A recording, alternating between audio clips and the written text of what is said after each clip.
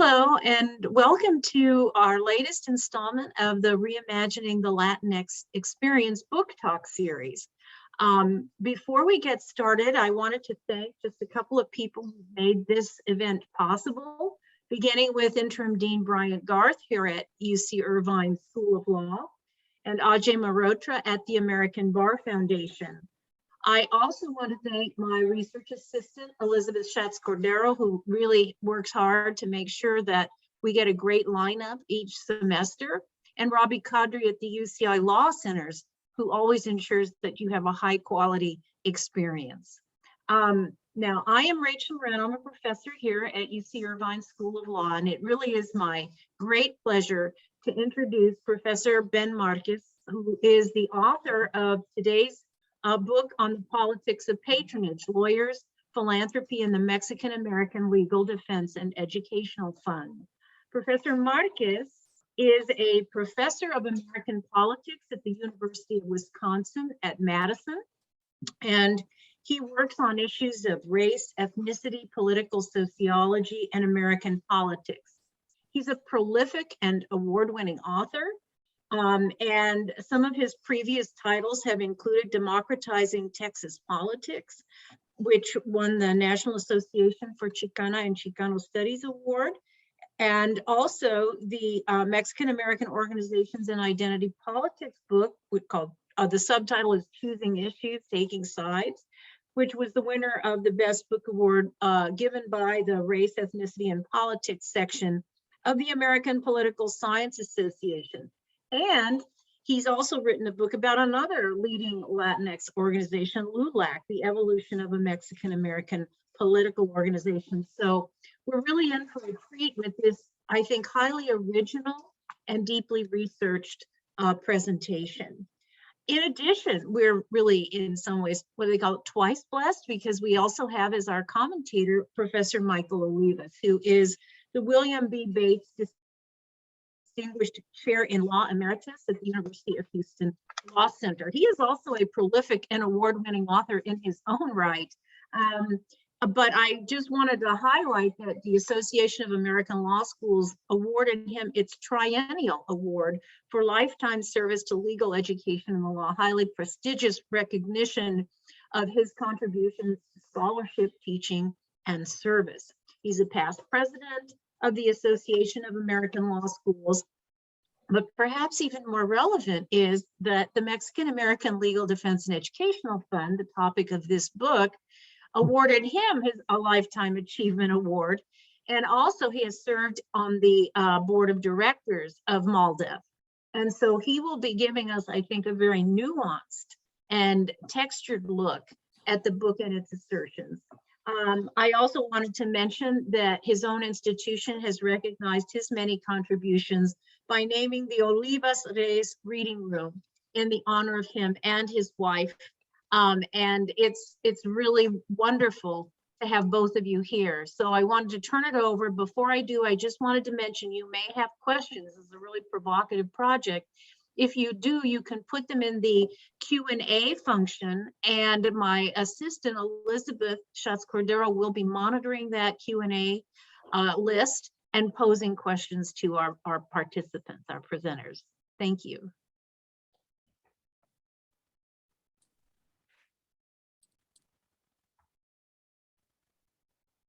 Okay, well, thank you very much for that kind introduction. I'd like to thank Professor Moran, Ms. Cordero, for all the work that they've done and for the invitation, and the UCI Law School. I'm also very thankful to Michael Olivas for being here and his support on this project. This is the first full-length book on the Mexican-American Legal Defense Fund, and I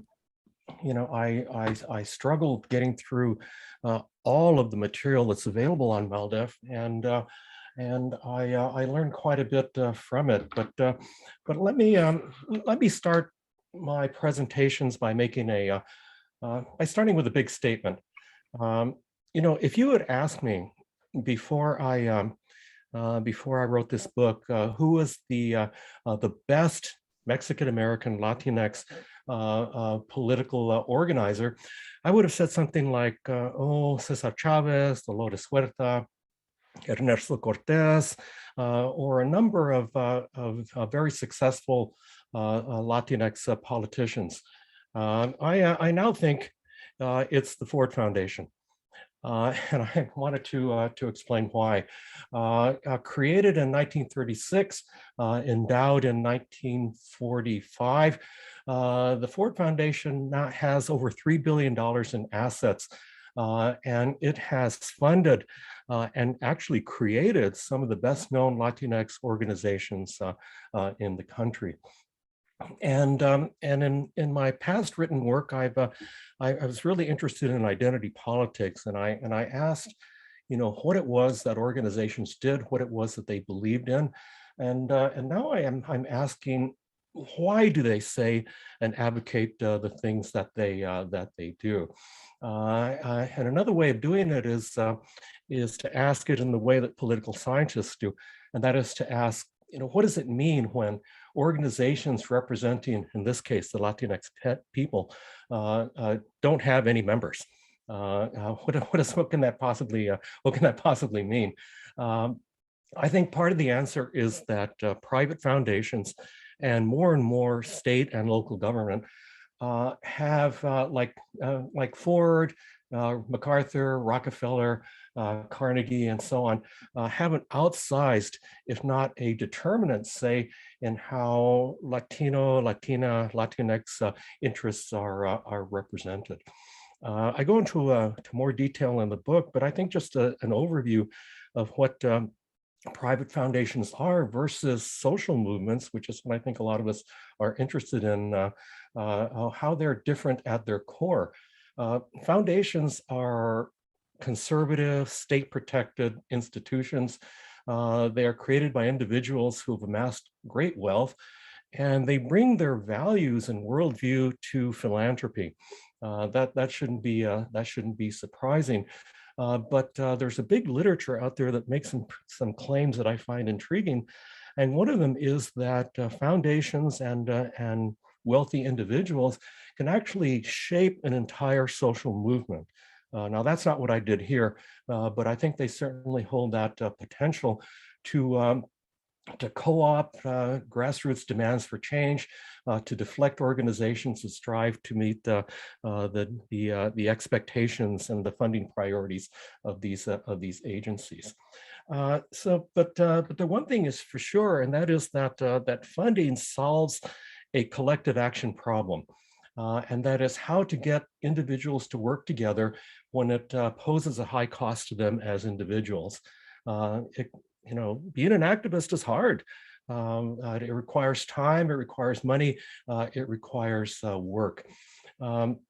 Outside sources give organizations like Maldef and others it gives them lasting power. Social movements, volunteer-based organizations are fragile. They're prone to failure through internal dissent, personality conflicts, difficulties of securing resources. What I was able to do here was to demonstrate at least that when it came to groups like Maldef and there are others, they amplified their voice over that of other groups, and my jumping off point for this was the 1960s and the 1970s. They were able to amplify their voice above others. They weren't able to quash other groups, but they gave them a higher profile, prestige, and a professionalized administrative hierarchy. Why the Ford Foundation did this, I don't know. And I was surprised as I looked over the literature on the Ford Foundation, why it was funding groups like this, given the Ford's hyper-conservative origins. The best I could do was to surmise that they wanted to make the country safe for capitalism. But right after World War II, they had identified racial conflict as one of the great forces that would that would, if not checked, would destabilize society. So they were very, very worried about that, and they wanted to do something about it. Although it did take them over 20 years after they said that to create groups like Maldef. But that's another issue. But by the time they were ready, and this is a data issue. I believe that Ford scrubbed its archives before donating them to the Rockefeller Archives files. I was able to find Ford documents that were not in the Ford archives in other foundations' archives. Packages that said confidential, Ford Foundation, were in Carnegie or were in Rockefeller, but not in the Ford collection. So a lot is missing. And I really struggled to piece together this slender volume. Now, one of the things that I also found out, and really nonprofit organizations and scholars need to talk to each other more, because this dawned on me when I think it was just when it was common knowledge, and that is that foundations do an awful lot of research before funding anybody or anything. And I found out that one of the unsung heroes of Latinx politics is lots of money they poured into research, but one of the unsung heroes is Jack Greenberg. Jack Greenberg was the head of litigation of the NAACP Legal Defense Fund for 23 years. He was a giant of legal activism, and I went through his collection, and I found that he was contacted by Ford, and what he said was just out of the blue. He said one day the Ford Foundation called him up and they said, we'd like to talk to you about giving the NAACP LDF, the LDF, not the membership organization, money. And that got his attention. Well, this would be, if anyone would want to pursue this, there's an incredible network analysis to be done. I discovered that they had done a lot of work, of course, on the LDF, and concluded they liked their work, and they liked Jack Greenberg. So he was one that they contacted. They felt that he was somebody that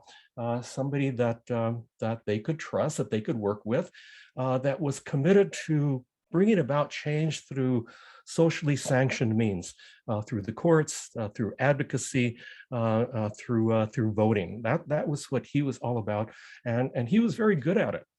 And so they began funneling money to the LDF, and one of their grants put him in contact with Mexican-American lawyers, another group that they were very interested in helping out. Primary among those was a fellow named Pete Tijerina, Pedro Pete Tijerina, who was a longtime San Antonio lawyer, activist with the League of United Latin American Citizens. And he and Jack Greenberg crossed paths through one of the grants that Greenberg had for pursuing civil rights in the Southwest. And all of this time, I also discovered Ford was at work conducting research on Mexican Americans to see how to, one, understand their problems, but also to see how they could intervene and have an impact. And I found a record of an extensive interview of Greenberg in which he discussed a meeting that he had with Tijerina and a group of other lawyers who were unfortunately not identified. And he invited them to lunch in New York. And he said, you know, you all should have a legal defense fund of your own. And the response was incredible and very revealing. They said, how do you do that? They had no idea how to create a legal defense fund or how to work with a foundation like Ford. And here's where I found out that that Ford had already done a lot of work. Some of you who are of an older generation like me may be familiar with this book called The Mexican-American People, Grebler, Moore, and Guzman. And what they did was, this was the result of Ford Foundation grants to scholars, practical scholars, nobody doing theory, nobody complaining, writing about social movements like myself. They wanted somebody who could do a real policy analysis and identify the problems and answer basic questions like, where do they live? What's the poverty rate? Where do they work?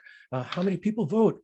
If you ever read this book, it's just packed with stuff, which is what the Ford Foundation wanted. So they got it. This is the first steps that they took toward creating the Mexican-American Legal Defense Fund. So how did they do that? How did they create organizations? Well, they were against actually administering programs themselves, but what they do is they find capable people and then show them how to do it. So, how do you do that? They will show you how. They would show them how it's done. And Ford, with the help of Greenberg and with the help of the LDF staff, they guided them every step of the way. And I tell you, when I first went to the Rockefeller Archive Center, I found thousands of proposals. And I said, oh boy, this is wonderful. Look, with a touch of a button, you can copy them. Copy, copy, copy, copy, copy, and when I got back and started reading them, my eyes are just popping out, and I couldn't make any sense out of them because I thought this was the beginning of the process. No, this is the result. This for large grants like this, Ford has already worked very closely with you. They've decided that you're capable, that you have a lot of potential, and that they're going to fund your projects. Some things you want, not everything you want. They'll tell you what they will fund and why. For example, Pete Tijerina and his team first proposed that Maldef only work in Texas. The Ford Foundation said no, has to be the entire Southwest. So they changed the proposal. Okay, so the entire Southwest. And the one that I liked the most was when they asked for money. And I can just imagine what must have been going on in their meetings. And they sat down and they said, okay, we'll ask them for $1 million. And they said, yeah, that's a lot of money. We'll ask for that.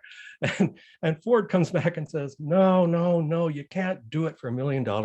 You need $2.25 million.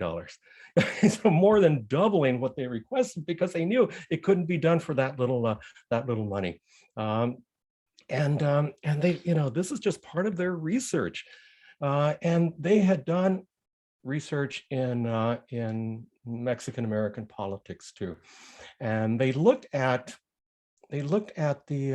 existing organizations like the American GI Forum, my favorite, LULAC, and they concluded that Mexican-American advocacy was in terrible shape.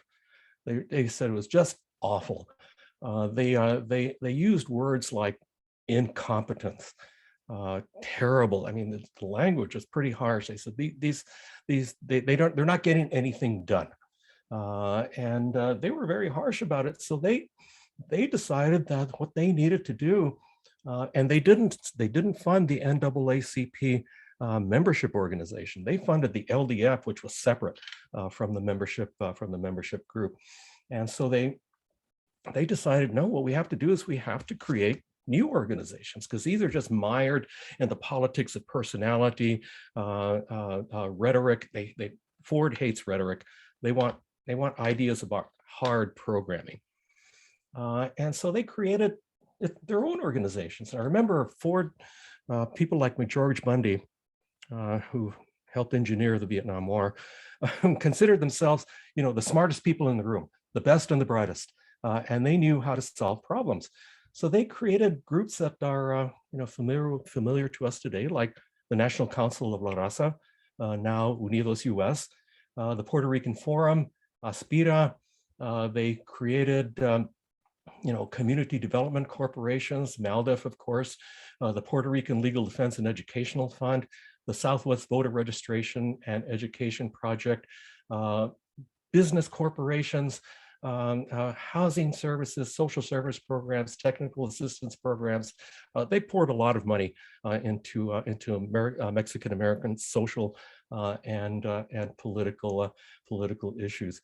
And it was about building relationships and executing a commonly held vision. Now, Maldef was finally created. It opened its doors in 1968, and that was a time of upheaval in the Southwest. I really wish I could have interviewed P.T. Hirina. And I did interview Mario Obledo when I wrote my LULAC book, but I'm really sorry I couldn't come back and interview him again about Maldef. And because something was going on.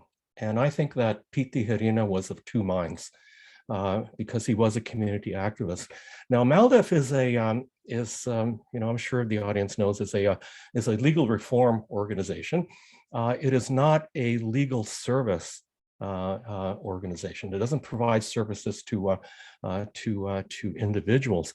But P.T. Hirina said when they opened their doors in San Antonio, right in the heart of the Chicano movement, he says they got almost 4,000 requests for legal services.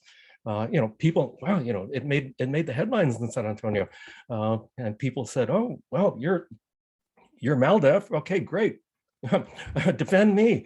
I just got beat up by the cops. I lost my job because of discrimination. The county's going to take away my kids. Lots and lots and lots of problems. So okay, defend us. Let's do it. Surprisingly, given all the care with which the Ford Foundation laid down its plans, they did it. They helped these groups. P.T. Hirina jumped headfirst into it and worked with political leaders like Corky Gonzalez, Reyes Lopez Tijerina in New Mexico, in Crystal City. Those of you that know about La Raza Unida, they represented the party, and when a whole list of bogus challenges were leveled against it. It helped candidates. It worked with the farm workers, the United Farm Workers. It defended the rights of Mexican Americans in South Texas to demonstrate. It was, let's see, do I have a?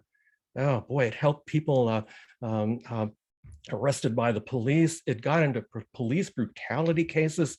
Okay, here's a Michael. You know this man, Oscar Zeta Acosta, who worked briefly with Maldef and was a big critic of Maldef for not working more with high school students like these in Los Angeles in 1968 during the walkouts.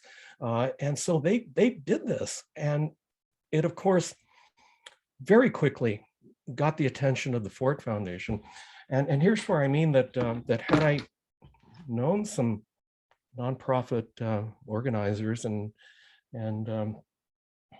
perhaps read a bit more in that area, I would have known that no funding organization will simply say, okay, here's $2.5 million, go do good things, good luck. No, they dole it out in little pieces, and this is one of the things that disciplines funded organizations, is that you have to continually report back to your funders every quarter, and that's like every 3 months. You have to write up a report and tell them what it is you did with their money, and if they like what they see, they'll release some more of it, and so they keep you on a tight leash. And when Maldef began getting involved in Chicano movement organizing, the Ford Foundation was alarmed, and they got what I found too was they began to be involved in police brutality cases. It's just amazing how the community's relationship with law enforcement is almost exactly like it is today, back in the 1960s, and these were shocking cases in which people were beaten, were killed by the police almost with impunity, and this really gave the Ford Foundation. The Ford Foundation was just shocked, but the language that they used in reining in Maldef shocked me as well, because they called police brutality cases the paradigm of insignificant cases. Right. And I thought, to the layperson, that sounds just terrible. What do you mean? There's nothing insignificant about my getting shot by the police. They're not at all. But the cases are hard. The facts are always in dispute. There are always reasons why the police behaved as they did, and it would take an immense amount of resources to pursue each case. The result is not always guaranteed, and you get nowhere legally, and you just have to come back the next day and defend someone else, and do it over again. So the Ford Foundation was very upset about that. And began looking over what Maldef had done, began reminding them that indeed this was not what their charter said that they should be doing, and they should cut it out. This was something that really infuriated Pete Tijerina, which is why I really wish I could have interviewed him, because when he worked with Ford, he did everything they told him to. They said, okay, you need a structure for the organization. He says, okay, well, okay, I'll be the president. You're the secretary. You're the treasurer. You're the council for various regions.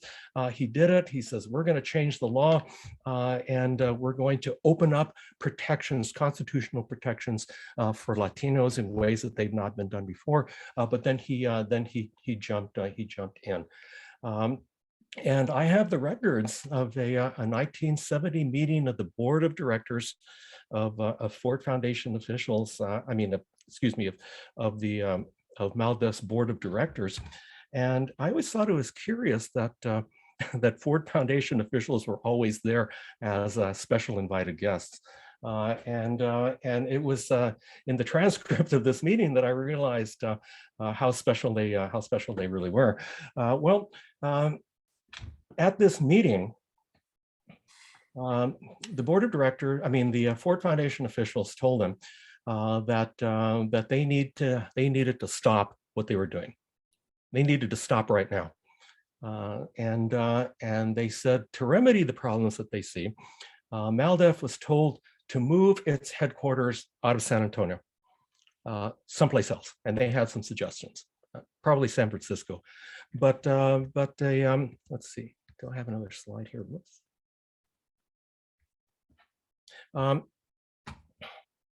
They said, you need to get out of San Antonio. It's just too hot there. You're under too much pressure to serve the community. I think I'll leave this picture up. I like this one. He is great. There's a good story behind that. Michael knows. But anyway, they were told to move their headquarters out of San Antonio, to disassociate themselves with Chicano movement activists and groups. And they were told, on top of that, that no additional funds would be provided for the move, and Maldef would have to spend all of its currently allocated funds to make these costly changes. And they said, look, we will keep an eye on you. And this is a quote. They reminded the board that Ford had, quote, the power to cancel, reduce, suspend, or not renew any request. Pete Tijerina fumed, and again, I really wish I could have talked to him. And he tendered his resignation, But others, like Mario Obledo, thought perhaps it was a good thing to move out, and it was his hard business to start reining in regional councils like Eridad Jr. I think Eridad Jr. gave him a lot of trouble. Edward Pena, is that the correct name in Denver? Yeah. Was working with the Crusade for Justice. He had to be reined in as well, and new positions were established in Maldef to review all of any cases that were proposed for action. So there was a disciplining, and there was a deep bureaucratic change in the organization. And many within the group began to change as well. Pete Tejerina left. Members of the board of directors that didn't agree with this change also left. And here's where the book, I think, can be critiqued conceptually as well as empirically. Because I argue, and I wish I'd had more support, but I think that they were replaced by those who did not see Maldef as the legal arm of the Mexican-American movement, but rather a legal reform organization serving the population. And those that left, those that angrily left, those that resigned, including Eridad and others, who left for various reasons. One of which is you can really advance your career by working for Maldef. As the organization got better and better, you got more and more experience in the federal courts, and more recently, gosh, you could even work in the Supreme Court if you're lucky. That could really set your career on fire. But Maldef constantly had problems holding on to really good people. But those that did work for Maldef were dedicated activists, but they were also believed in its initial mission. So they were not of two minds. They came in and said, "This is what Maldef does. This is what we shall do." And I'll spend part of my career here. But they would no longer be attorneys on the spot. Without getting into too much detail, nonprofit organizations like Maldef operate under numerous legal restrictions. There's a lot of things you can't do if you're a nonprofit organization. You can't lobby. You can speak before elected officials if you're asked. If you're asked, well, then great. They want your expertise, but you can't go to a state legislature and lobby without risking your nonprofit status. You can't get involved in elections. You can't support candidates for public office. And a lot of the reforms, tax reforms governing nonprofits, really sent a chill up the spine of nonprofits. And I found in my current project that that nonprofit organizations are even more cautious than they need to be, but they always have this this threat of a loss of funding that they so desperately need, and pulling back from community involvement, that is working directly with individuals, working directly with organizations, was met by some with relief. They said, perhaps now we can get on with our work, and maybe we should refrain from getting involved in community activism unless it's directly related to litigation advancing the law on our behalf. So now maybe I should stop here. And I covered a lot of ground in the book, but I try to I'd like to open it up to questions and see what Michael has to say. So maybe I should stop sharing now. Thank you, Ben. Okay. This book was like catnip to me. There's a handful of books I wish I had written, and this is clearly lead among them. And I just can't believe that it took us this long to have a book. That Maldef has existed since the year I graduated from high school in 1968, and 50 plus years ago. And this is the first full-length book. Now, it's not to say that there's not a lot of literature out there, because there is. most of it articles, and a lot of it quite uninformed. But because I had written books on the Hernandez versus Texas case, the first case that was brought for Mexican-American civil rights in the US Supreme Court, which involved Judge James Vanda, who later became one of the founders of Maldef, and others. And because I had written a book on Alonso Perales, who was one of the early lawyers in San Antonio, this just fascinated me. And I urged Ben for many years to do this because I was just too close to it. I not only knew these people, but I had worked for LULAC when I was in law school, full-time when I was in law school.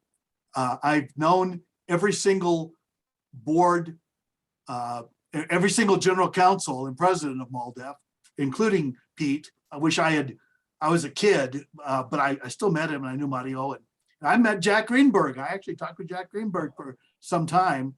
I've been on the board for over 25 years. I was invited by Antonio Hernandez, who was, depending on how you count them, the fourth president, the only one to have ever been fired for a period. And I've served with 4 presidents, and I chaired the committee that hired one of them. So this is my world, and I'm too close to it to write this book.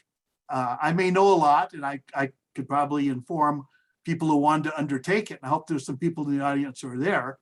I see Richard Delgado's here. He's written about Latinos and foundations and so forth. So there is a large literature out there. I would also say that there's an increasing amount of archival literature.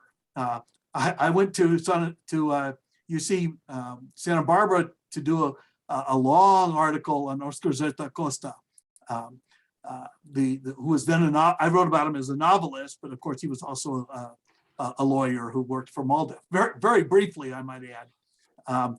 There's more at the UT Benson. The Maldef archives themselves are at Stanford, which I consulted for my book on Plyler versus Doe. There's not very many political scientists, which is very interesting to me, who write about this. Most of the people who've done this have been lawyers, sociologists, and historians, the usual subjects that you would expect to do this. But we were very lucky to have someone with the institutional background and the commitment and frankly, the long haul kind of skills as Ben Márquez. And so I urge you to see his book and to read this, because there's a lot more that is just not, this is only the first half. He's being very modest. This book ends about 25 years ago. And a lot has happened since then, and Maldef's simply gotten better at this. Now they fight with other civil rights organizations, also funded, to see who's going to be the lead counsel. The fights have shifted venues. We one time had a tie with a group, and we tossed a coin. We had to go in front of a judge and toss a coin to see who would become the lead plaintiffs in this. And that's also a sign of maturity. So he's writing about first generation issues, and we're now in the second, third, going on fourth generation. And so there's plenty of work out there and people don't know it. So I do have a couple of questions, Ben, that I would like to just plant, not so much to ask you to answer, but I know that you won't be able to set this aside because you're going to be invited to give lots of talks and interact as well. In fact, Maldef's annual board meeting will be meeting in Seattle next week when they reopen their Seattle, next month, when they reopen their Seattle office, which they closed because of finances and COVID. It was interesting to me that you cite Hernandez versus Texas as the watershed case, and you mentioned in passing today, sort of laughingly, why it took Ford and others 25 more years. We've had a lot of, GI Forum was founded because Mexican-American veterans weren't being allowed to be buried in federal, in government veterans cemeteries. Alonso Perales published 2 books where he put people under oath and talked about how they didn't get housing benefits and World War II veterans benefits and college benefits and so forth. So it was actually sort of a long record being built why did it take so long for Maldef to come to the attention? There had been some early support, by the way, for Dr. George Sanchez, a native of New Mexico who taught at University of Texas. He got money from the Rosenberg Fund, and he gave a little bit of that money to other groups to get them started. And then LULAC raised, I've met people who had tamaladas to raise money for the Hernandez case. People who remember that with great fondness. Although when someone from El Paso did that, the local LULAC group said, we don't fund this, we want that money back. So it had to be returned to the FISC. It was always a scrappy organization, but they brought serious and important cases. I mean, they've had up until Plyler, which was considered, it's not their first win, of course, but it's probably their greatest win still, in the apex of immigrant rights. Why did it take so long? And I know you won't be able to respond to that fully today, but I wonder if you just have a couple of points that you might raise as to why it took so long when African Americans clearly had resources. Rosenberg was established to help them integrate. And Ford, of course, was in New York, where there were not all that many Mexicans then. There were Puerto Ricans, but they were late to the table in this. So why did it take so long for them to come to attention? I've got records where Thurgood Marshall interacted with various Mexican American groups and filed briefs. So it wasn't like they didn't know each other. They didn't meet very often, and it wasn't Zoom, but our issues were being told and being litigated out there. Why didn't it come to the attention of these Eastern philanthropic organizations? Well, that's a good question, Michael. And fact is, I don't know. I found the Ford Foundation to be almost impenetrable. I couldn't get their officials to talk to me. I finally tracked down, and this took a lot of sleuthing. I finally tracked down the president of the Ford Foundation, the person that was the president when Maldef was being created and funded, and I finally got a hold of her via email. It took a lot. And I said, well, I'd like to interview you if that's okay. I'd like to talk to you about Maldef. And she said, well, I can't really remember. I said, wait a minute, your signature is all over these documents. I can show them to you. I can hold them up to a screen and show that you were there. You were deeply involved. And when somebody says no, I won't consent to an interview. That's it. They won't talk to you. And trying to get in to talk to some of the officials that may have had a memory of what had happened back then was just it. It resulted in one call. Some Ford official was in Mexico City and decided to call me up. And I said, great, I'd love to talk to you or anybody else that will talk to me. That came to nothing. It was. And I found other researchers have an equally hard time. So I don't know. I just for possible explanations, but they don't say they don't fully answer your question, Michael. Ford was endowed after World War II. It was created prior to World War II, but it only got its hands on all that money after World War II. It took some time organizing. They spent a lot of time talking, but honestly, 23 years.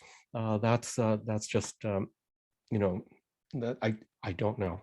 But all I can say is that they decided it was time. But why did it take so long? Well, maybe part of the delay is that they were doing research. I found documents that expressed their dismay that they didn't even have. There wasn't even available the basic facts about Mexican Americans. That's hence the MexicanAmerican People book. How much do they make? Where do they live? Are they segregated or not? Well, now they had a big window into San Antonio and Los Angeles, but it's inexplicable, except that they don't have to do anything until they decide they're going to do it. Here's my short take on it. I think Cesar Chavez was in the public eye. Remember in 1968, both Martin Luther King and Bobby Kennedy were assassinated. and Cesar Chavez was in the headlines, and people who never even thought about boycotts or labor issues or how food got to your table or who picked it, were all of a sudden thinking about farm workers. And I think that he brought it to the fore in a way. Now, there are other people during that same period of time, but none as widely known as he, and none who had national scope.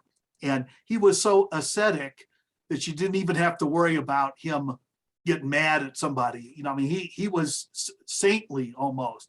Now, Dolores Huerta, of course, a native of New Mexico, was the power behind him, but he was the public person. And so I've always thought, and I've been sort of surprised, we've had so little written about him. There's only about a half dozen books about him and the farm workers that are very authoritative, and not all written, I might add, favorably of him, and certainly not all written by Mexican-American scholars. So for graduate students and junior faculty, there's lots of work out there to occur. I wanted to ask you, just as a second question, because I know we're starting to run out of time, even in Mountain Standard Time, we're starting to run out of time. I think you gave a little bit short shrift. If there's one area where I really wanted more, it was on the Eric Serna, Tony Anaya takeover. And you sort of punted on that, even though there was a court case and Antonia had to go back. For those of you who don't know the story, there was a takeover by the board, sort of a hostile takeover by one faction of the board.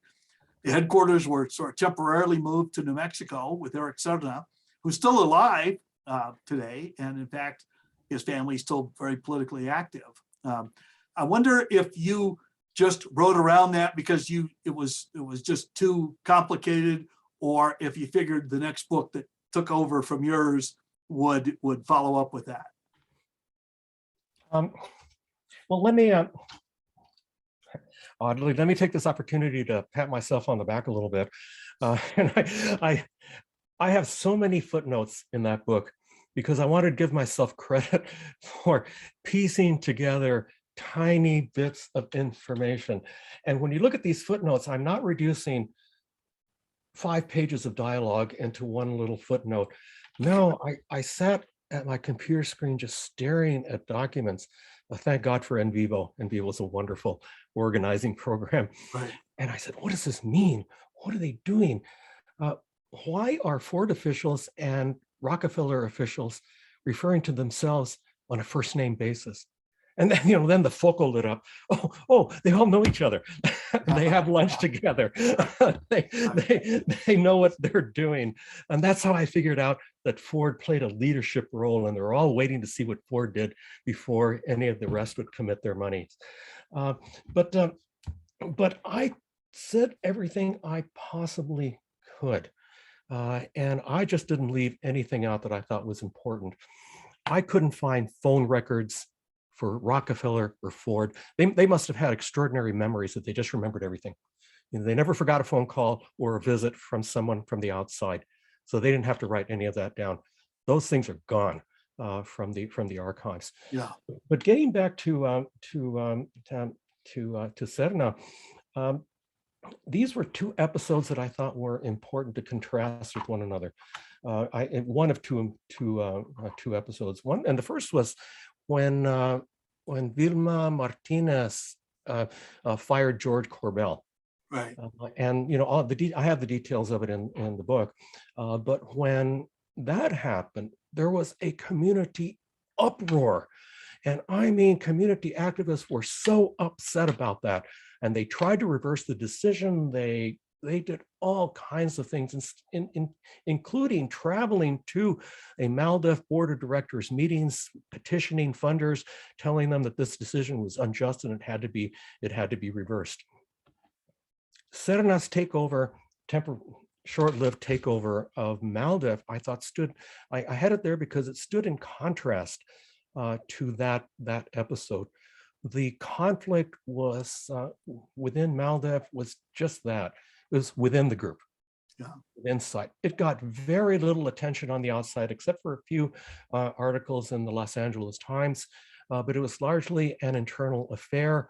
The Ford Foundation just wanted it over with. Look, just basically they said, we don't care how it turns out. We just want you to do your work. We want it to be done. Yeah. And I did try to find Serna. I did send out email messages to no avail. But this was a struggle for power within the organization. So yeah, I could have had more in there, and believe me, if I did have it, I would have put it in there. The book is not very long, and I wanted to say much more. I just felt that there was just so many unanswered questions. Well, thank you. Sorry. I understand that you set out and marked a lot of trails, and I've always thought the best we could ever do is to mark the trails. I'm like you with my footnotes. I'm a pack rat. Once I found it, I figured someone else might be able to use it too, especially since they don't often know where it is. So you had a very valuable bibliographic component to this that is just like all of your work. You and Cynthia actually are quite similar in that regard.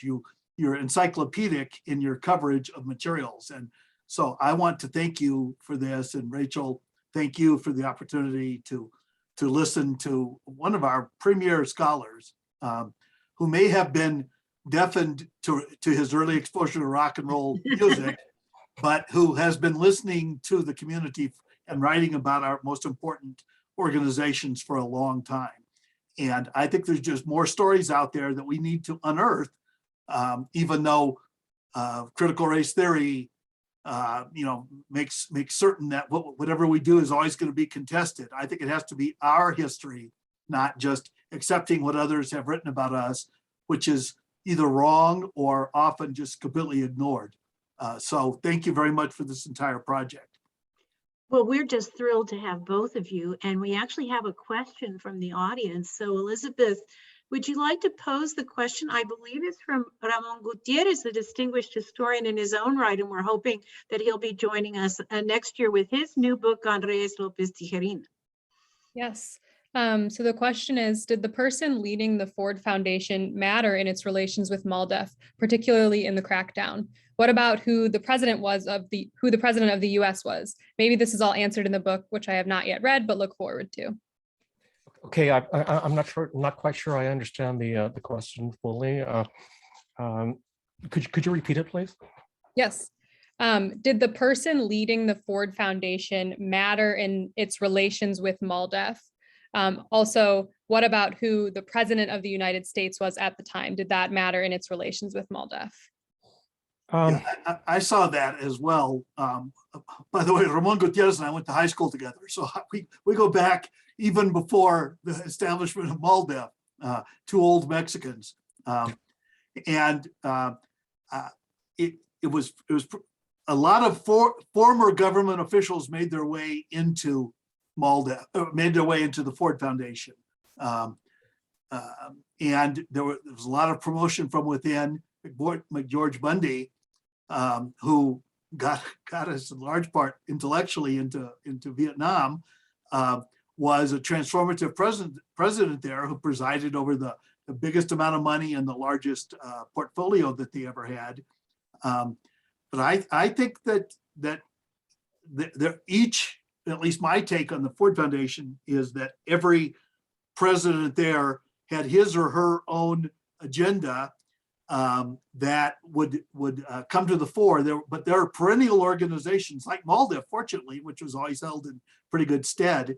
And so we've gotten money from them over the years, and they've also enabled us to get money from other organizations. I'm not sure that directly answers, because I haven't read all the literature about Ford except what Ben has put here. Ben, I don't know if you feel the same way. Yeah, well, let me try to respond to the question. I think George Bundy was key to supporting Maldef, but Ford had already decided years prior to that was the direction they were going to move in. And why foundations cultures change and commit to a certain direction, is something of a mystery. We're not privy to their internal discussions, and they don't like to share, and they don't have to. But McGeorge Bundy was a full-throated defender of Maldef, even after people like Henry Gonzalez went after them and criticized them, baselessly. He defended them, but what he really feared was losing Ford's tax-exempt status. And that could happen if the organizations that they fund behaved in ways that were outside the law. And also, although McGeorge Bundy did defend Maldef and the other groups that they were funding, he sent out memo after memo to these groups telling them that they needed to be attentive to changes in the tax laws, and they had to remain within those boundaries. And in fact, they were even more cautious than that. So they said, look, extreme caution is what we need. We don't want to test those boundaries. In fact, the things that Ford wanted to do were not anywhere near wanting to challenge what the government was asking for. They were very status quo oriented. They thought that they could help Mexican Americans integrate into American society. They thought that this is a group that resembled other immigrant groups like the Italians. They were mentioned specifically. But if we don't help, it's just going to take forever.